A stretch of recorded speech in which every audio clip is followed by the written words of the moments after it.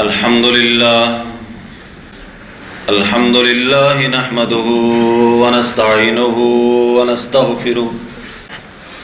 ونستغفره ونؤمن به ونتوكل عليه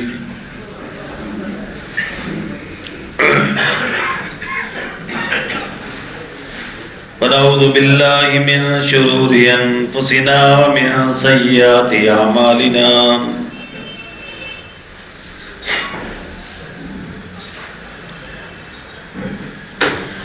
من يهده الله فلا مضل له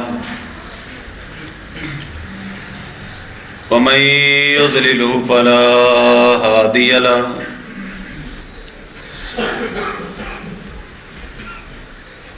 ونشهد أن لا إله إلا الله وحده لا شريك له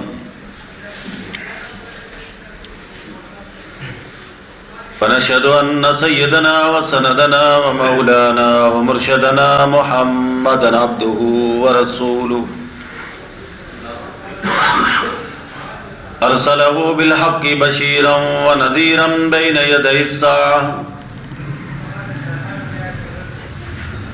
أما بعد فأعوذ بالله من الشيطان الرجيم بسم الله الرحمن الرحيم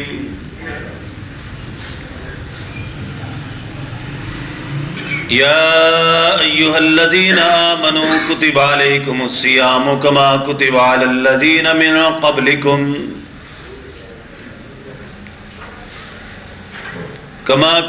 الذين من قبلكم لعلكم تتقون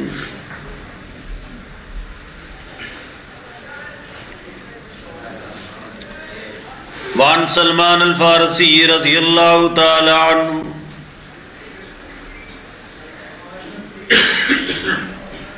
قال خطبنا رسول اللہ صلی اللہ علیہ وآلہ وسلم آخر يوم من شعبان فقال يا أيها الناس قد أظلكم شهر عظيم شهر مبارك شهر فيه ليلة خير من 1000 شهر جعل الله صيامه فريضة وقيام ليله تطوعا ما تقرب فيه بخسرة من الخير كان كمن أدى فريضة فيما سواه ومن أدى فريضة فيه كان كمن أدى 70 فريضة فيما سواه وهو شهر الصبر والصبر ثوابه الجنة وشهر المواساة وشهر يزاد فيه رزق المؤمن ما فطر فيه صائما كان له مغفرة لذنوبه وعتق رقبته من النار وكان له مثل أجره من غير أن ينتقص من أجره شيء قلنا يا رسول الله صلى الله عليه وآله وسلم ليس كلنا يجد ما يفطر به الصائم فقال رسول الله صلى الله عليه وآله وسلم يؤتي الله هذا الثواب من فطر صائما على مزقة لبن أو شربة من ماء ومن أشبع صائما سقاه الله من حوضه شربة لا يظمأ حتى يدخل الجنة وهو شهر أوله رحمة وأوسطه مغفرة وآخره عتق من النار ومن خفف عن مملوكه فيه غفر الله له فأعتقه من النار أو كما قال عليه الصلاة والسلام إن الله وملائكته يصلون على النبي يا أيها الذين آمنوا صلوا عليه وسلموا تسليما اللهم صل على محمد وعلى آل محمد كما صليت على إبراهيم وعلى آل إبراهيم إنك حميد مجيد اللهم بارك على محمد وعلى آل محمد كما باركت على إبراهيم وعلى آل إبراهيم إنك حميد مجيد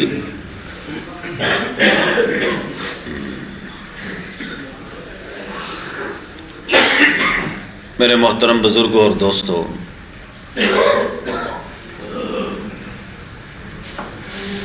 گزشتہ جمعہ کو رمضان المبارک کے حوالے سے کچھ باتیں عرض کی تھی۔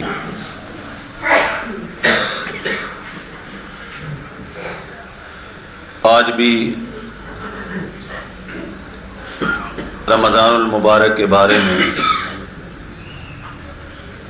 نبی مکرم شفیع معظم رحمت دو عالم صلی اللہ علیہ وآلہ وسلم نے رمضان کی آمد سے پہلے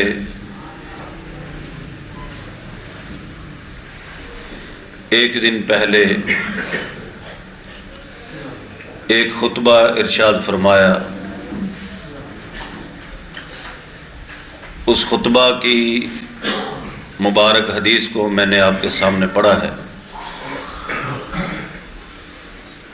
دعا فرمائے کہ اللہ پاک اس کے مطابق صحیح بیان کی توفیق نصیب فرمائے اور ہم سب کو رمضان المبارک کی خیر و برکتیں سعادتیں نصیب فرمائے، اور جیسے رمضان کا حق ہے اللہ پاک وہ ادا کرنے کی توفیق نصیب فرمائے۔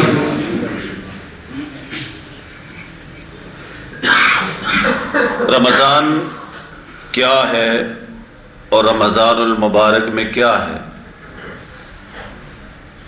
اس کے بارے میں جو اللہ کے رسول صلی اللہ علیہ وسلم بتا سکتے ہیں کوئی اور نہیں بتا سکتا۔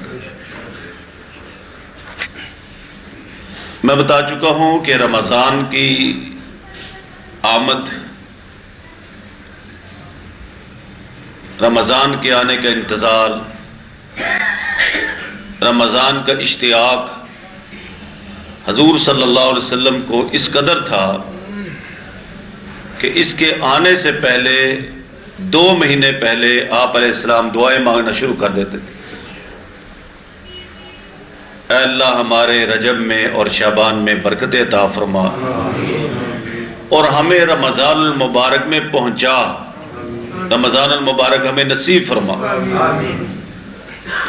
کسی اور مہینے کے لیے باقی 11 مہینے ہیں، آپ علیہ السلام نے دعائیں مانگی ہو یہ نہیں ملتا۔ رمضان کا مہینہ اس قدر آپ علیہ السلام کو محبوب تھا کہ 2 مہینے پہلے اس کے لیے دعائیں مانگنا شروع فرما دیتے تھے۔ رمضان المبارک میں کیا ہوتا ہے، کیا اعمال کرنے چاہیے؟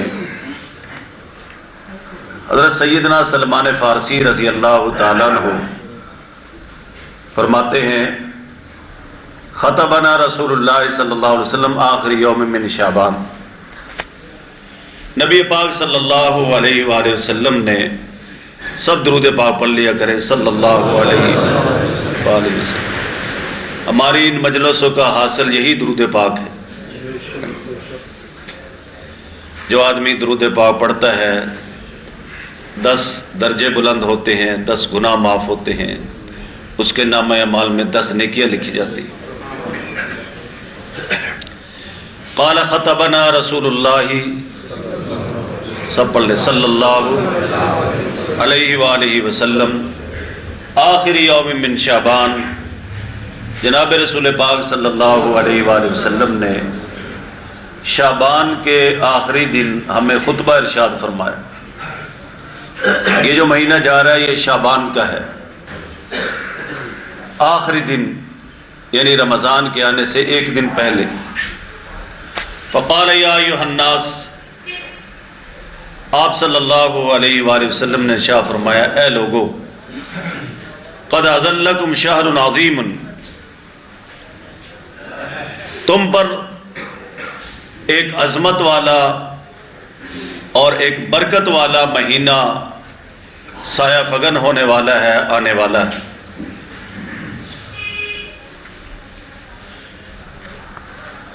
شہر عظیم، 12 مہینوں میں یہ سب سے عظیم مہینہ ہے رمضان المبارک. جس طرح قرآن مجید کی 6000 سے زیادہ آیات ہیں اور ان میں سب سے بڑی عظمت والی جو آیت ہے وہ آیت الکرسی ہے، اسی طرح 12 مہینوں میں جو سب سے عظیم اور عظمت والا مہینہ ہے وہ کون سا ہے؟ رمضان المبارک. کون سا ابھی؟ یاد رکھیں یہ رمضان نہیں ہوتا، میم پہ جزم نہیں ہے، میم پہ زبر ہے. رمضان، شہر رمضان الذی انزل فیہ القرآن. شہر عظیم، بڑی عظمت والا مہینہ ہے. شہر مبارک، بڑی ہی برکت والا مہینہ ہے. فیہ لیلۃ خیر من الف شہر، اس میں ایک رات ہے جو 1000 مہینوں کی راتوں سے بہتر ہے.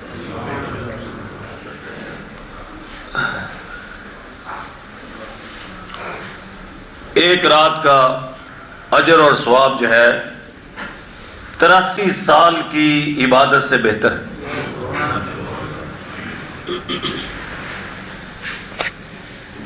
پہلے جو ہم سے لوگ گزرے ہیں ان کی عمریں بڑی لمبی لمبی ہوتی تھی. حضرت نوح علیہ السلام کی جو تبلیغ کی عمر ہے وہ 950 سال ہے، عمر اس سے بھی زیادہ ہے. اب ہمیں اتنی عمری لمبے نصیب ہی نہیں ہے. آپ علیہ السلام نے فرمایا کہ میری امت کی جو عمریں ہیں وہ 60 اور 70 کے درمیان ہیں. وَقَلَّ مَن يَجُوزُ ذَلِكَ، اس سے جو آگے جائیں گے وہ تھوڑے ہوں گے، نہیں تو اکثریت جو ہے 60 اور 70 کے درمیان جو ہے پورے ہو جائیں گے. حضور علیہ السلام کی خود عمر کتنی تھی؟ 63 سال. تو ان لوگوں کی عمروں کو بیان کیا گیا کہ اتنی لمبی لمبی عمریں ہوتی تھی اور اتنی لمبی لمبی وہ عبادت کرتے تھے. تو صحابہ میں تجسس اور اشتیاق پیدا ہوا کہ ہم یہ چیزیں کیسے حاصل کر سکتے ہیں.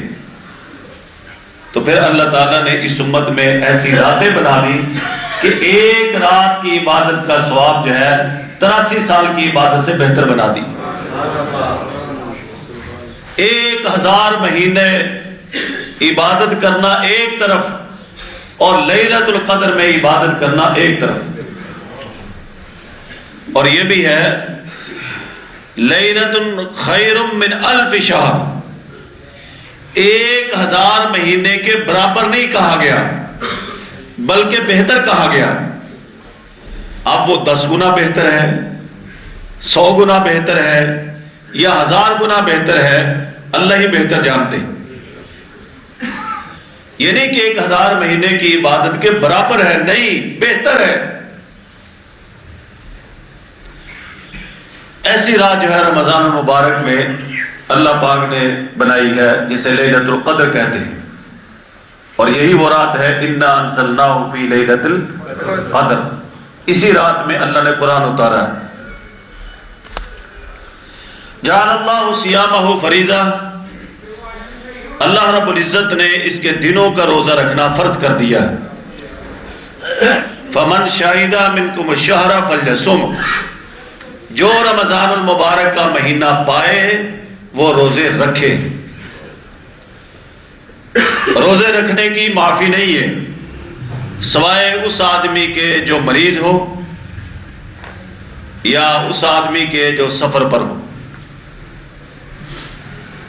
ایک آدمی کو پتہ ہے کہ اگر میں روزہ رکھوں گا تجربہ کار ڈاکٹروں نے بتایا ہے کہ اس کی بیماری میں اضافہ ہو جائے گا۔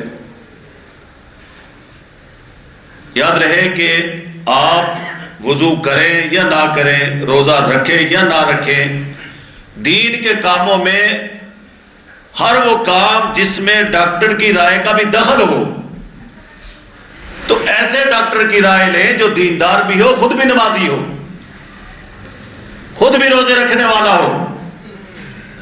دین کے کئی معاملات ایسے ہیں کہ مفتی تب فتویٰ دیتا ہے جب ڈاکٹر کی رائے سامنے آ جاتی۔ ایسے بہت سے معاملات ہیں دین میں، تو ہر ڈاکٹر کی رائے کا دین میں اعتبار نہیں ہے،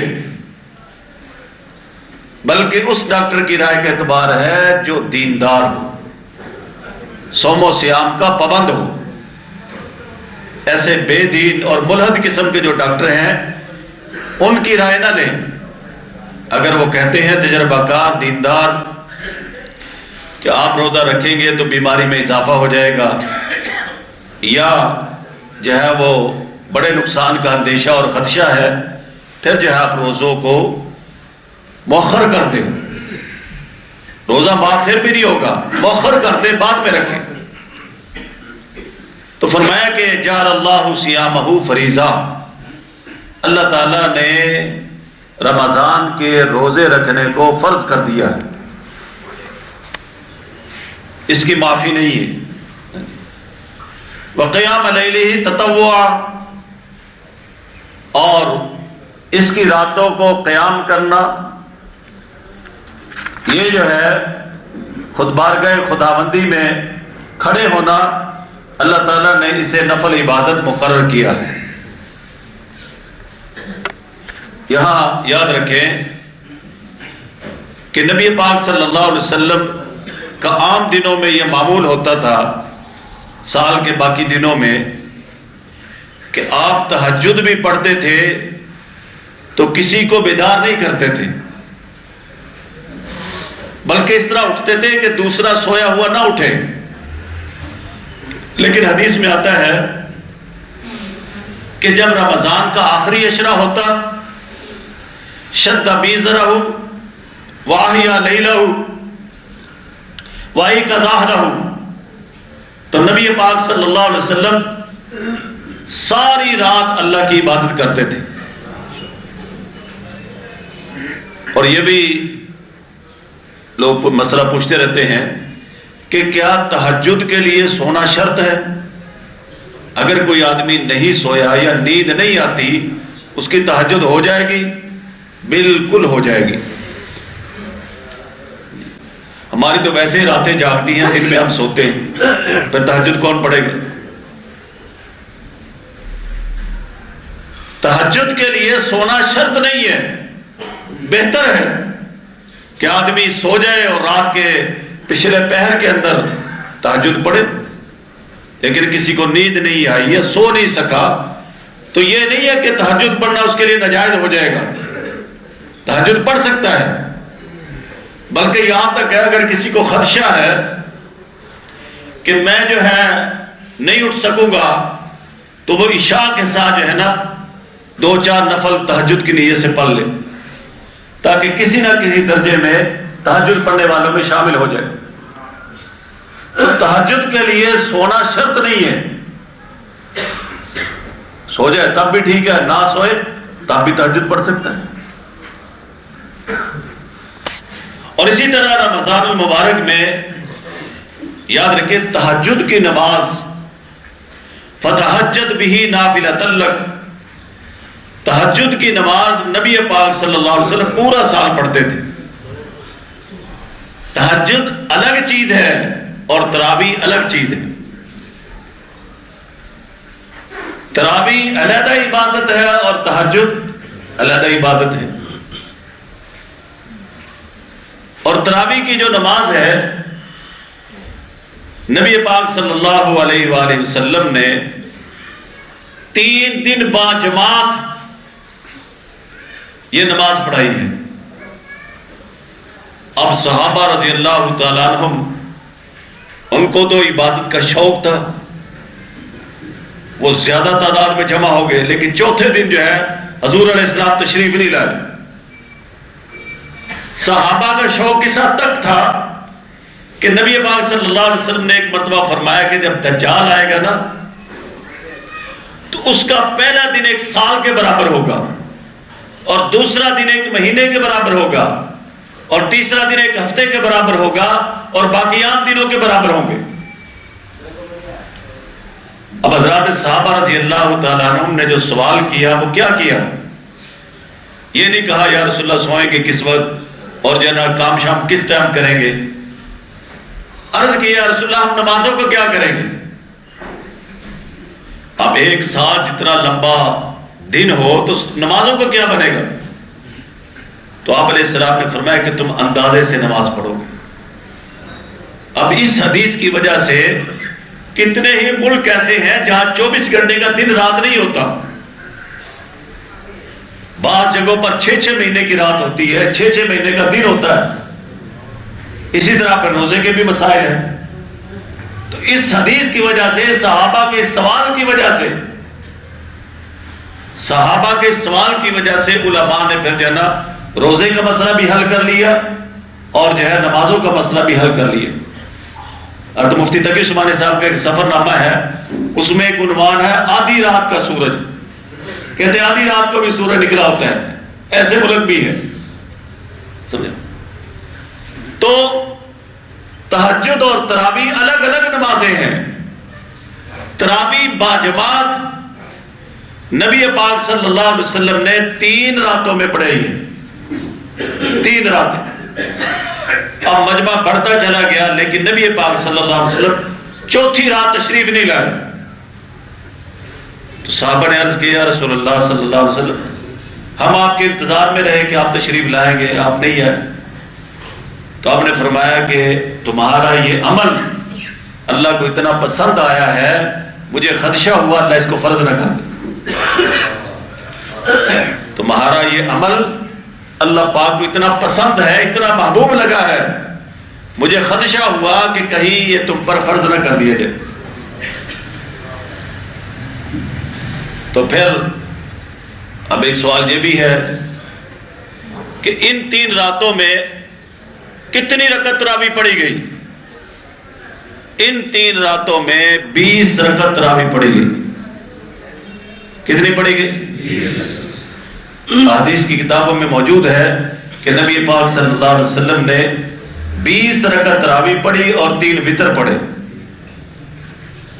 اور پھر امت کا جو تعامل ہے، امت کا جو عمل ہے، مسجد نبوی کے اندر، مسجد حرام کے اندر 20 سے زیادہ تو تراویح پڑھی گئی ہے، 20 سے کم نہیں پڑھی گئی۔ خیر القرون سے لے کر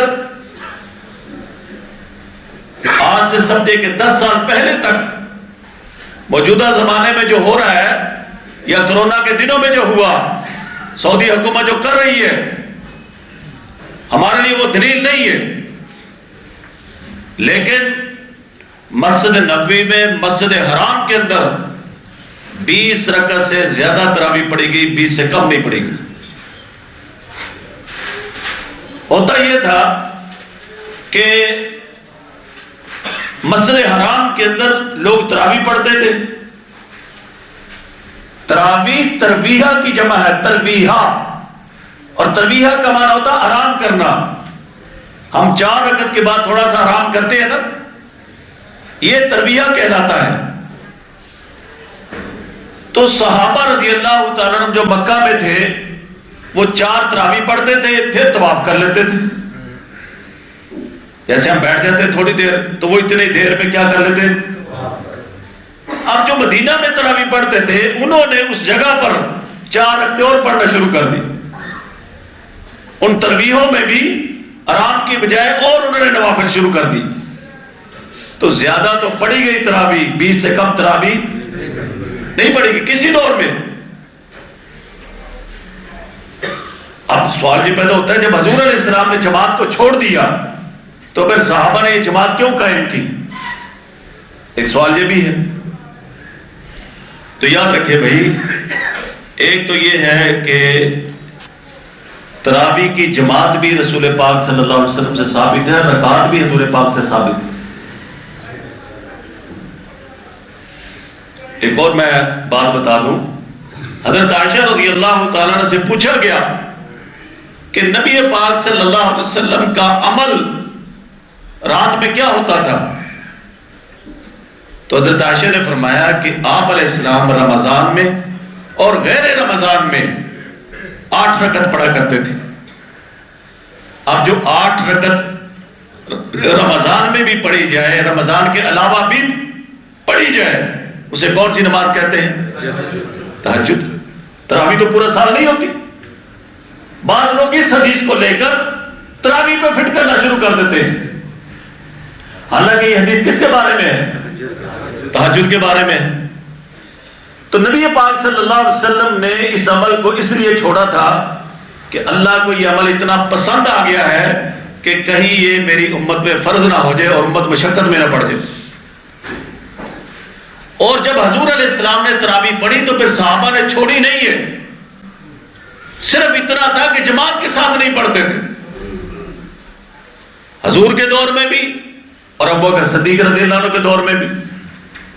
جب حضرت عمر رضی اللہ عنہ کا دور آیا تو انہوں نے دیکھا کہ 10 آدمی وہاں تراویح پڑھ رہے ہیں، 10 وہاں پڑھ رہے ہیں، 10 وہاں پڑھ رہے ہیں، تو انہوں نے سب کو ایک امام کے پیچھے جمع کر دیا، جس طرح نبی پاک صلی اللہ علیہ وسلم نے کیا تھا۔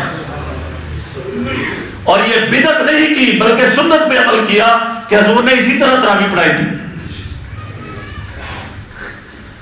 تو سوال یہ کہ حضور نے پڑھائی اور پھر چھوڑ دی۔ حضرت عمر نے پھر کیوں کیا؟ حضرت عمر نے اس لیے کیا کہ جب حضور علیہ السلام دنیا سے تشریف لے گئے، اب فرض ہونے کا جو اندیشہ تھا وہ ختم ہو گیا۔ اب فرض نہیں ہو سکتی تھی کیونکہ وحی کا سلسلہ بند ہو گیا۔ اب فرض نہ ہونے کی وجہ سے یہ عمل جو ہے سنت ٹھہرا۔ جس طرح نبی پاک صلی اللہ علیہ وسلم کا عمل سنت ہے، ابو بکر صدیق کا بھی عمل سنت ہے، عمر کا بھی عمل سنت ہے، عثمان کا بھی عمل سنت ہے، علی اور مرتضیٰ کا بھی عمل کیا ہے؟ علیکم بسنتی، حدیث ہے تم پر میری سنت بھی لازم ہے اور میرے خلفائے راشدین کی سنت بھی لازم ہے۔ اور عمر رضی اللہ عنہ کے عمل کو بدعت نہیں کہہ سکتے بلکہ کیا کہیں گے؟ اور ان کے عمل کو سنت کس نے کہا ہے؟ حضور علیہ السلام۔ تو حضرت عمر رضی اللہ تعالیٰ عنہ نے ایک امام پر یہ تراویح کا جو عمل ہے وہ شروع کر دیے اور 20 رکعت پر سب کو اکٹھا کر دی۔ حضرت عمر کا زمانہ ہو، خلفائے راشدین کا ہو، اس کے بعد خلافت بنو امیہ ہو، خلافت بنو عباس ہو یا خلافت عثمانیہ ہو، تمام مسلمان علاقوں میں 20 رکعت تراویح پڑھی گئی اور پڑھائی گئی۔ جتنے بھی مسلمانوں کی خلافتیں گزری، خلفائے راشدین کا دور گزرا، کتنی تراویح پڑھائی گئی؟ 20 رکعت تراویح پڑھائی۔ اور یہ عمل جو ہے یاد رکھیں نفل نہیں ہے۔ جب امت کا تعامل اس کو مل گیا تو یہ عمل جو ہے یہ سنت ٹھہرا، اور حضور علیہ السلام کے ارشاد ہے من ترک سنتی لم تنلہ شفاعتی، جو میری سنت کو چھوڑ دے گا قیامت کے دن اسے میری شفاعت نصیب نہیں ہو۔ کسی نے حوض کوثر سے نبی پاک صلی اللہ علیہ وسلم کے مبارک ہاتھوں سے جام کوثر پینا ہے نا انشاءاللہ، سب نے ہاتھ کھڑا کرے، سب کہہ دے صلی اللہ علیہ وآلہ وسلم، تو اسے نبی پاک صلی اللہ علیہ وسلم کی سنتوں پہ عمل کرنا پڑے گا۔ سنتوں کو مسلمان اس لیے چھوڑ دیتے کہ سنت ہے، اور صحابہ اس لیے نہیں چھوڑ دیتے کہ سنت ہے۔ یہ ہم میں اور ان میں فرق ہے۔ میں نے آپ کو بتایا تھا کہ ایک صحابی کے ہاتھ سے کھانا کھاتے ہوئے لقمہ گر گیا، انہوں نے اسے صاف کیا اور کھا لیا، تو ساتھ والوں نے کہا یہاں تو غیر مسلم بھی ہے، کیا کہیں گے کہ مسلمان کیسے ہیں؟ تو کیا کہا اترک سنت حبیب لہؤلاء الحمقاء، کہ میں ان احمقوں کے لیے اپنے محبوب کا طریقہ چھوڑ دوں؟ آج ہم تو حضور کی سنتیں اور طریقے چھوڑ دیتے ہیں. کیوں؟ لوگ کیا کہیں گے، لوگ کیا کہیں گے. یہ جو جملہ نا، لوگ کیا کہیں گے، رشتہ دار کیا کہیں گے، اس نے ہمارا ستیہ ناش کر دیا ہے.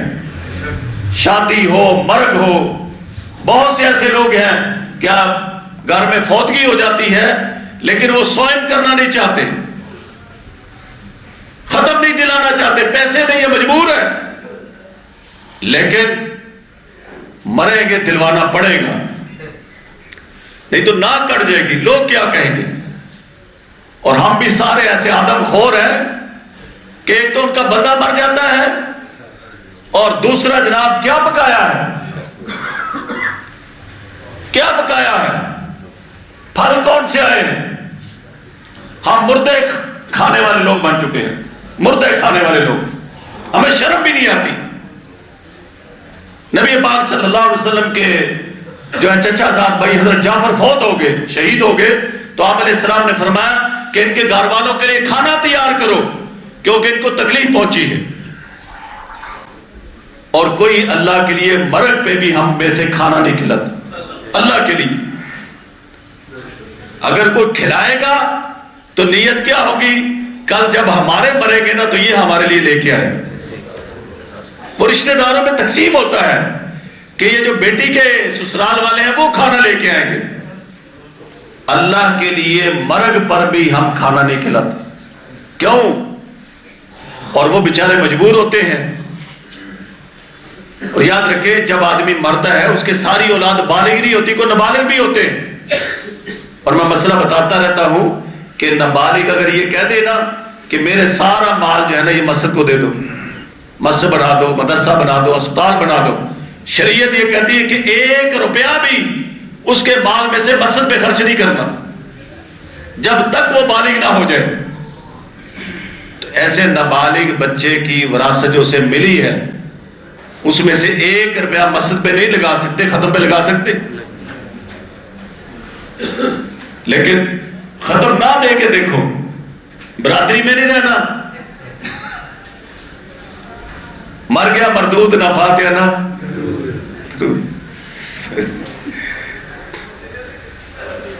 تو میرے محترم بزرگوں اور دوستو، تہجد الگ نماز ہے اور تراویح الگ نماز ہے. تہجد جو ہے 20 رکعت سنت ہے، 20 رکعت. اب ہماری مسجد الحمدللہ شروع سے 20 رکعت چل رہی ہے.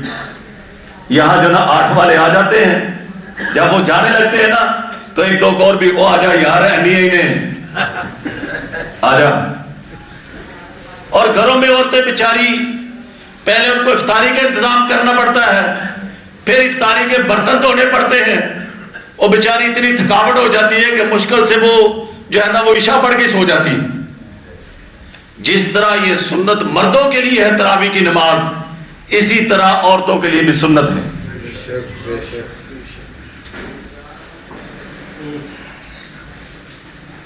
ایک حدیث میں آتا ہے سومو تصحو، تم روزے رکھو تم صحت مند ہو جاؤ گے، تمہیں صحت ملے گی. ہمارے تبلیغ والے فرماتے ہیں کہ تبلیغ میں جاتے ہیں نا تو وہاں پہ اصول بتاتے ہیں کہ تم نے کم کھانا ہے کم سونا ہے. کہتے ہم کہتے ہیں کم ہی کھانا ہے، ساڈا اور کم کوئی نہیں.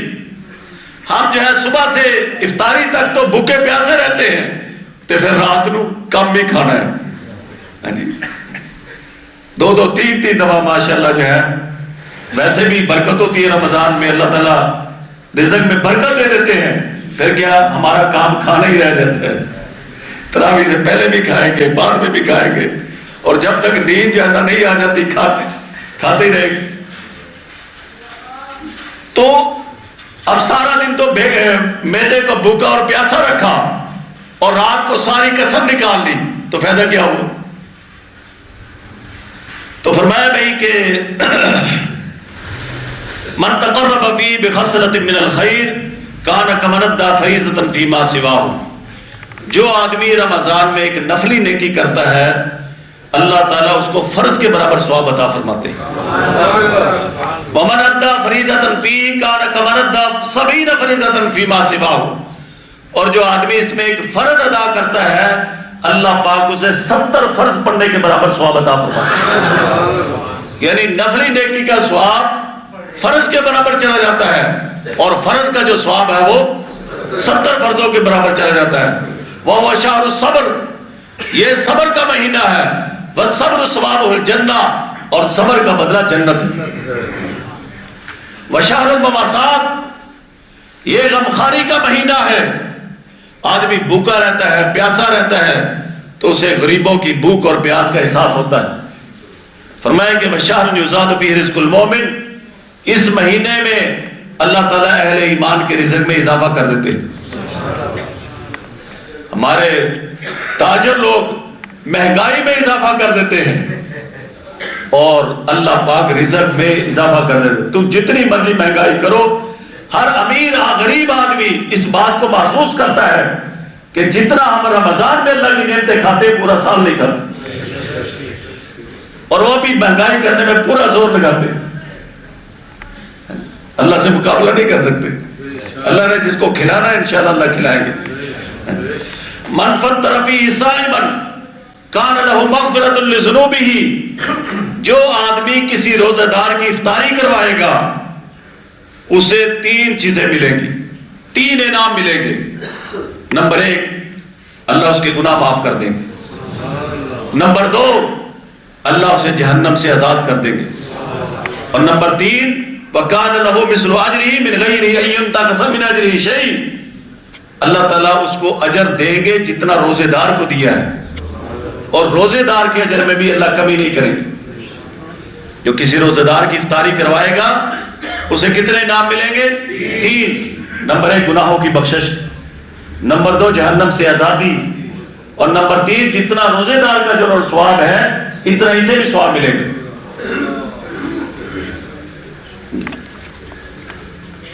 قلنا یا رسول اللہ صلی اللہ علیہ وآلہ وسلم، حضرت سلمان فارسی کہتے ہیں کہ ہم نے حضور سے سوال کیا، یا رسول اللہ صلی اللہ علیہ وسلم، لیس کلنا یجد ما یفطر بہ الصائم، ہم میں سے ہر آدمی تو افطاری نہیں کروا سکتا، ہم میں ہر آدمی تو افطاری نہیں کروا سکتا، تو ہم کیا کریں؟ یہ اجر و ثواب بھی بہت بڑا ہے، اسے ہم کیسے حاصل کریں؟ فقال رسول اللہ صلی اللہ علیہ وسلم، جناب رسول پاک صلی اللہ علیہ وسلم نے ارشاد فرمایا، یؤتی اللہ ھذا الثواب، اللہ تعالیٰ یہ ثواب عطا کر دیتے ہیں، من فطر صائما علی مزقۃ لبن، جو آدمی دودھ کے ایک گھونٹ سے افطاری کروا دے. دودھ کا گھونٹ بھی نہیں بلکہ لسی سے، خالص دودھ نہیں، دودھ میں پانی ڈال لیا تو وہ لسی بن جاتی ہے، اس سے کسی کی روزہ دار کی افطاری کروا دی. اس سے معلوم ہوا کہ افطاری میں جو ہے نا یہ کچی لسی ٹھیک ہے، غور کرنا چاہیے نا. علی مزقۃ لبن، دودھ کی لسی سے جس میں پانی ملا ہو، اس سے کسی کی افطاری کروا دی، اللہ تعالیٰ یہ تینوں انعام اسے بھی عطا کر دیتے ہیں. اور او شربت من ماء، یہ بھی نہیں ہے کسی کا پانی سے افطاری کروا دی. بالخصوص جو ہے ہمارے لاہور میں افطاری کے وقت سڑکوں پہ رش ہوتا ہے، اگر ساتھی جو ہے نا کوشش کریں جو خاص طور پر مغرب کے قریب نکلتے ہیں تو وہ 2-4 بوتلیں جو ہے اپنے ساتھ رکھ لے شاپر میں، یا جو ہے کھجوروں کا کوئی پیکٹ ساتھ رکھ لے، تاکہ اگر سڑک پر افطاری ہو تو جو ہے نا ان سب کو افطاری کروا دے، ایک ایک کھجور سے افطاری کروا دے، جو وہاں پہ اسے دعائیں ملیں گی شاید کسی جگہ نہیں ملیں گی. سمجھداری کی بات ہے نا. ایک دن میں لاری اڈے پہ گیا، بڑی سخت جو ہے نا گرمی تھی، تو ایک جو ہے نا وہاں پہ پک اپ سی کھڑی تھی اور برف والا پانی جو ہے نا وہاں پلا رہے تھے فی سبیل اللہ. تو لوگ جو ہے نا وہ جب ٹھنڈا پانی پی رہے تھے تو دعائیں جو ہے نا اندر سے نکل رہی تھی. ایک ہوتا دعا کروانا، وہ کہتا دعا کر دو دعا کر دو، وہ دعا اتنی نہیں لگتی جتنی ایک دعا لینے سے لگتی ہے. ٹھنڈا پانی گرمی کے موسم میں پلا دے کسی کو، اس کا جب جگر تر ہوگا تو اس کے اندر سے دعا نکلے گی کہ نہیں نکلے گی؟ تو اسی طرح جب جو ہے نا آپ سڑک پر نکلیں گھر جانے کے لیے، خاص کر جب آخری وقت ہو رہا ہو، تو کوشش کریں کہ جو ہے نا کچھ نہ کچھ کھجوریں جیب میں ڈال لیں، تاکہ اگر سڑک پر افطاری ہو، بعض پر رش ہو جاتا ہے، آپ خود بھی افطاری کر سکیں اور ساتھ والوں کو بھی کرا سکیں۔ یہ قبولیت کا ٹائم ہوتا ہے، افطاری کا ٹائم۔ اس وقت جو دعا ملے گی نا، پتہ نہیں اللہ کتنے مسئلے ہمارے حل کر دیں گے۔ فرمایا کہ یہ ثواب اللہ پانی کے گھونٹ پر بھی عطا کر دیتے ہیں۔ وَمَنْ أَشْبَعَ صَائِمًا سَقَاهُ اللَّهُ مِنْ حَوْضِهِ، اور جو آدمی روزے دار کو پیٹ بھر کے کھانا کھلا دے تو اللہ اسے میرے حوض کوثر سے پلائیں گے۔ سَقَاهُ اللَّهُ مِنْ حَوْضِهِ، میرے حوض کوثر سے اللہ اسے جام کوثر پلائیں گے۔ لَا يَزْمَوْ حَتَّى يَدْخُلَ الْجَنَّةَ، جب تک جنت میں داخل نہیں ہوگا اسے پیاس نہیں لگے گی۔ افطاری کا علیحدہ ثواب بیان کیا اور کھانا کھلانے کا علیحدہ ثواب بیان کیا۔ فرمایا وَهُوَ شَهْرٌ، یہ وہ مہینہ ہے، اولہ رحمہ، اس کا پہلا حصہ رحمت ہے۔ رمضان کے کتنے حصے ہوتے ہیں؟ 3۔ اس کے پہلے 10 دن رحمت کے ہیں، وَأَوْسَطُهُ مَغْفِرَةٌ، اور درمیانی عشرہ بخشش کا ہے، مغفرت کا ہے، وَآخِرُهُ عِتْقٌ مِّنَ النَّارِ، اور آخری عشرہ جہنم سے آزادی کا ہے۔ وَمَنْ خَفَّفَ عَن مَمْلُوكِهِ فِيهِ غَفَرَ اللَّهُ لَهُ وَأَعْتَقَهُ مِنَ النَّارِ، اور جو آدمی اس مہینے کے اندر اپنے مملوکوں سے، اپنے ملازموں پہ نرمی کر دیتا ہے، کام میں تخفیف کر دیتا ہے۔ عام دنوں میں مثلا 8 گھنٹے کام لیتا ہے، ان دنوں میں 6 گھنٹے کر دیے، یا پہلے زیادہ وزن ڈالتا تھا اب کم لگاتا ہے، تو کیا ہوگا؟ غفر اللہ لہو، اللہ اس کے گناہوں کو معاف کر دیں گے۔ وَآتَقَهُ مِنَ النَّارِ، اور اللہ اس کو جہنم سے بھی آزاد کر دیں گے۔ میرے محترم بزرگوں اور دوستو، ایک بات جو ہے نا یاد رکھنی چاہیے کہ یہ جو ہمارے مملوک ہیں یہ بھی ہمارے بھائی ہیں، جو ہماری دکانوں پہ ملازم ہیں، مزدوری کرتے ہیں، یا جو ہے وہ سڑک پہ ہمارا سامان ادھر سے ادھر اٹھا کے لے جاتے ہیں، یہ بھی ہمارے بھائی ہیں۔ اللہ نے دنیا کا نظام چلانے کے لیے کسی کو امیر بنا دیا، کسی کو غریب بنا دیا، کسی کو دکاندار بنا دیا، کسی کو مزدور بنا دیا۔ تو ہمیں خاص کر ایسے موقعوں پر ان کے گھر کے حالات پر بھی نظر رکھنی چاہیے کہ میں تو افطاری سحری اچھے انداز سے کر رہا ہوں، کیا یہ جو میرے زیر 10 لوگ ہیں اس کو بھی افطاری سحری کے لیے کوئی سامان میسر ہے کہ نہیں؟ اور ایک اور بات، آخری بات عرض کر رہا ہوں کہ سحری کے وقت کچھ نہ کچھ خود جو نا ضرور کھایا کریں۔ آدمی کو بھوک نہیں ہے یا نیند زیادہ آئی ہے، وہ کہتا ٹھیک ہے میں نے نیت کر لی، میں یہ جو سحری کا کھانا ہے نا اس میں برکت رکھی، اور ہم میں اور پہلی امتوں میں فرق یہ ہے کہ ان کے ہاں سحری نہیں ہوتی تھی، اور اس امت میں کیا ہے اللہ نے سحری رکھی ہے۔